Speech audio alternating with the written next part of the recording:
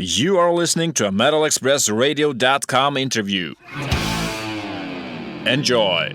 Hi, this is Mick Burgess. I'm now backstage at the Think Tank in Newcastle. I'm joined by Graham Bonnet. Graham, it's great to see you again. Hello, how are you? Did you want to come back and strike while the iron's hot and reintroduce some new material into your set?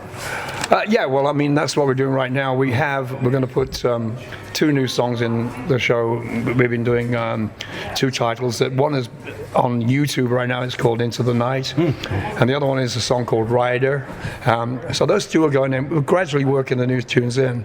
The album's had great reviews, so I'm very happy about it. It's called The Book, and it's the Graham Bonnet Band, and it's out now, folks. So, you know, I'm very proud of it. It sounds really great, and people are saying to me it's the best thing I've done for a long time, which is surprising and very nice to hear. Yeah, it certainly is. And have you found that as you've gone through the tour and you've been playing new songs and people have got a chance to get to know the new material, that you've been getting better and better reactions each night?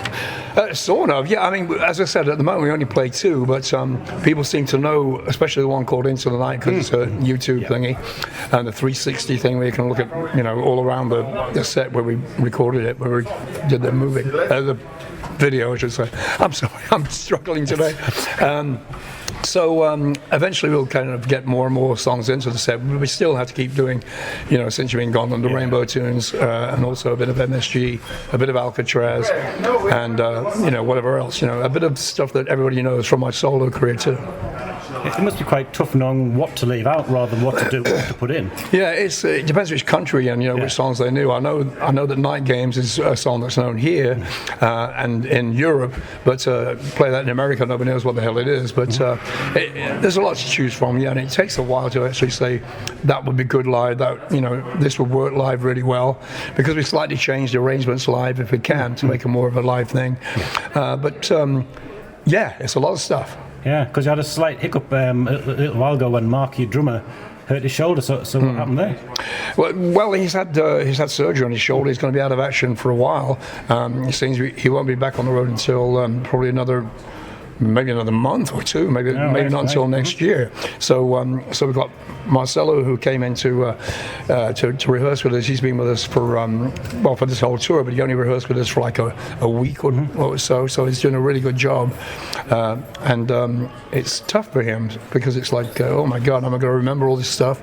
But he's doing really well, and we hope that Mark, as I said, will be back next year. Just when we got it right, and something happened. When we've just been comfortable, you know, everything goes, oh, no, you don't. Yeah. So that was actually the plan for tonight, was doing a double interview with you and Mark. Was it? So we're doing the one with Mark over Skype on Tuesday. Oh, okay. Yeah, cool. All right. Because you worked with Jimmy Waldo in Alcatrazz and Blackthorn as well. Is he coming out on the road with you this time? Was that just for the studio? Well, it looks like it could be next year when he actually teams up with us, because he's out on the road right now with his own band called New England, so he played keyboards on the new album. Which gives it that kind of Alcatrazz-y type sound, whatever. And so he's looking to join up with us, I think, permanently next year. Oh, that'll be great, yeah. Because I know we mentioned the tour you did earlier this year, and you actually played Skegness, your birthplace. My hometown, yeah. And that was the first time you've been back in decades, isn't it? Well, played there. I mean, I've been back there to see my family, but this was we played at a place called the Sun Castle, which is like a tea room almost. That's what it used to be, but it was one of those places that kind of closed down in winter. But we played there, and I was hoping that all my school friends would come along, and my family, obviously. And it was a good night. You know, the few people there that I hadn't seen for 50 years. You know, it was weird. Oh, you haven't changed a bit, sort of thing. Yeah, well, sort of, yeah. And you kind of like, okay. Who are you? What? Yeah, it was fun. It was really great. It's one of the best nights we played. I think it was really good. Yeah, you'll do that again on another tour then? Yeah, I think we're going to go back there next year again, do the same thing. Yeah. I mean, you mentioned the new album. It's been out for a couple of weeks. I think we're pretty unanimous in the fact that the reviews have been pretty excellent so far. So you must be pretty pleased. Very, because it's you never know with something new. You think how are people going to accept you, but the reviews have been ridiculous. Not one sort of I like all the album, but that one or two tracks. There's two tracks. I'm not sure about. There's been none of that. I don't get it. You know. I mean, to me, when I heard it reminded me of the Disturbing the Peace era Alcatrazz. Yeah. I don't know if other people have been saying that in the reviews, but I just think it's got that classic Alcatrazz sound. It sort of does, yeah. As opposed to the other one, the second album that was Disturbing the Peace, right? The first album, I think, No Parole, was like a tester, and the second one I felt more comfortable with that, and I'm glad that this does sound like the second one because that's what I was kind of going for. Yeah. Well, you hit the mark there. Yeah. It's been 17 years or so since you last. Yeah, that's a pretty long time. Recording. Yeah. So the band they pushed me in there, said, "Come on, it's time to record something new with us," So hey, that's what we did, and it's worked out well. So where did you do the recording? At home, like everybody else does. We did all the guitar. Conrad did his guitars at home, and some at the house where me and Bethany live. And I did all the vocals at home, and the bass at home, Bethany, and the rhythm guitars we did there too. And the drums were done at Mark's place. It's a far cry from having to book a chateau in France or something and spend 4 or 5 months recording, isn't it? A lot easier, but we tried to kind of keep together like we were in a band, as opposed to sending each other's parts by email. We did our parts within. We were all there going, "Oh, why don't you do this?" There were suggestions made, and we're in the room like a real band. That's it. So you get some good bounce ideas off each other. Yeah, because the album's actually a double album because you've got the re-recorded album of songs from your past. I mean, did you do that to satisfy fans that have been calling for a retrospective of your material for so long? Well, it was Frontier's idea to do that, so people realise what I'd done in the past, kind of thing. And because every time I've worked, it's been under a band name, Alcatrazz, Rainbow, whatever the hell. And people don't really know what I've done, and so to re-record them as like a little bit of a taster for the new album, to say, "Oh, he's saying that," He'll say, "Oh, that's him," is it? I was very pleased to see Standing Line on there because I think that's a sort of hidden gem. I always like that one. Oh, thank you. Well, that's good. Yeah. That's cool. It comes across really well on the album as well. Oh, great. Because I think there's 14 songs in total. Did you record just 14? Have you got another 1 or 2 in your back pocket? I think it's 16. I've lost count. But the idea was to. Ask me again. What was that? There's 14 tracks on the album. Is that the only? Did you just record the 14 for the new album of the re-records? Oh, the re-records. Is it 16? 16, that's what I said.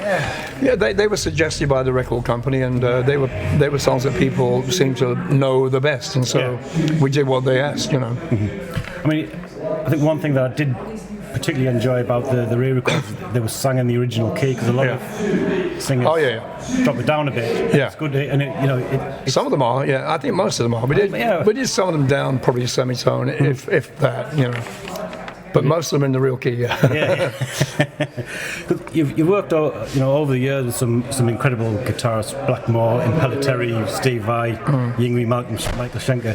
You've got Conrado Pesanato. Now he's had a very difficult job coming in to play songs by each of those guitarists. Where did you come across them? We played together. We did a jam at the Whiskey in Hollywood. Bethany played, and he was playing in their own band at that time. All right, yeah. And I went up to do a couple of songs with them, and that's where we all found each other, really, as players. So it was that night when I sang with them, I thought, well, it's time to do something different. I wanted to do something different from going out as sort of Alcatrazz-ish, playing Alcatrazz music with a couple of guys who had nothing to do with Alcatrazz really, and I thought I wanted to do something different, and that was my push to say, I like this is cool. So this is your future. You've got your band, and this is what you want to take forward and record. The next, absolutely. Next with. Because I know in the summer you did a few shows with Michael Schenker, with Robin McCauley and Gary Barden. I mean, was it good catching up with Michael again? Oh yeah. There was no no hate going around. I don't think anymore. There was blood under the bridge. It's gone now. That was yesterday, and I was a very drunken fool back then. I've been sober for a long time now, and I see the world as it really is, and I feel the pain of the world right now as it really is. Help me! So it was really nice, and it's great to play with Wood Unit again. I interviewed Michael in January, and he played in the Sage and Gateshead. He's in a very positive place at the moment. He's really looking forward to the future, and he said he's got some exciting plans for 2017. I don't know, are you involved in that at all? Probably. We're going to be doing the same thing again, probably, doing a few songs together on stage, and I don't know where it'll go from there. I think that will kind of be it. I'm not quite sure yet. And do you think that'll be the UK as well, in Europe? Maybe, yeah. Because it seems to be going down pretty well in Japan, so we're very jealous. Very much so, yeah.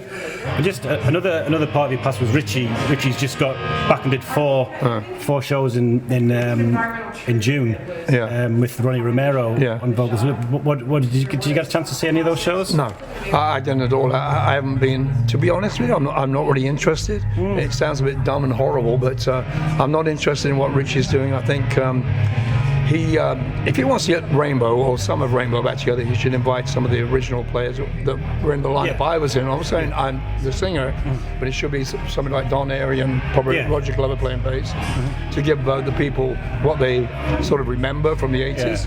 And at the moment, that was, to me, it looked like a session band. So I didn't listen to anything. I thought, no, is he kidding? I haven't listened to it. I have no opinion on it. That's it, really. I'm sure he's not interested in what I do either. But he's got his own career. He has his own Blackmore's Night thing. I think that's right. Yeah. He's going to stick with that. I think that's his baby. And he seems very comfortable doing that as well. That's what he likes to do. This was just 4 one-off shows. So that's what he's always wanted to do. Something like that for years.